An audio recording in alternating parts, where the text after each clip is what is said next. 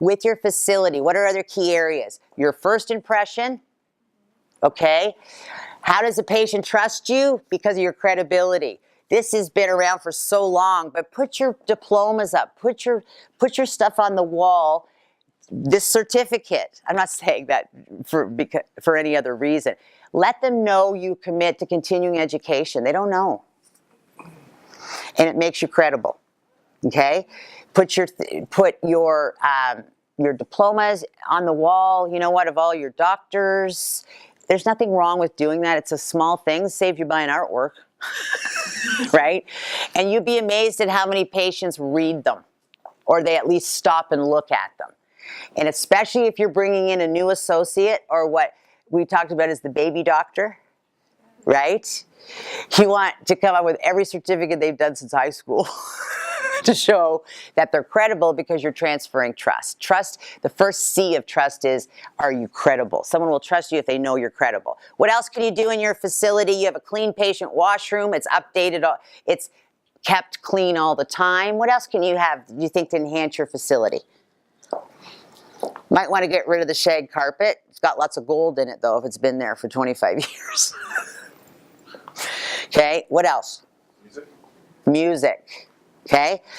Music and your media. Please do not put regular TV on the TVs in your operatory that fills their brain with all the other temptations that they already say no to you for anyways. You know, walking to a practice, they have luxury yacht magazines and high-end Maserati car magazines. I go, get rid of these. How about we do some oral health in here?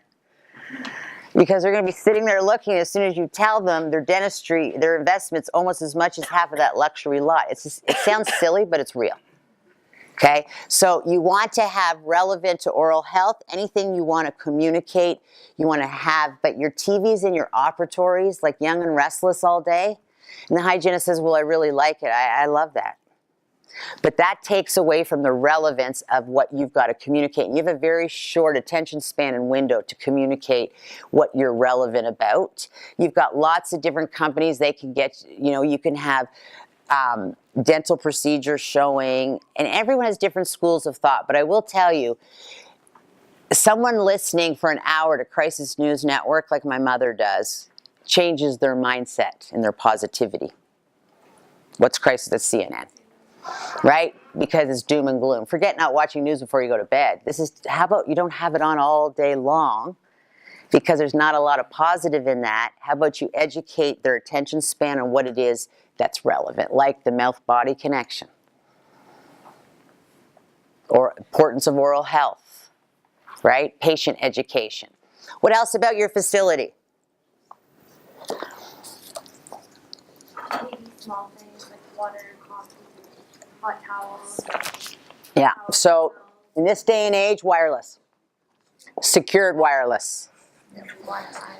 Last thing you want is someone to download the latest of the latest inappropriate on your URL and the RCMP show up at your door because you're not secured. You need to have it secured.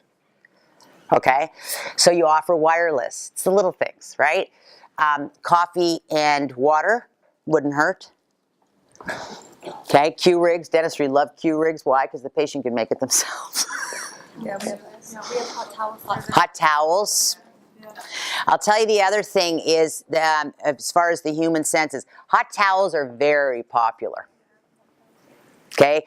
Where is the only other place you get someone to get, you might not know this, I travel a lot. The only other place someone offers you a hot towel is when you paid $1 gazillion to sit at the front of a plane. Right? And why do they do that? Sometimes that's the only difference. Okay, just saying. Sometimes that's the only difference, because all you get is the same rubber chicken for 100 flights a year. However, the hot towels, they will never stop doing.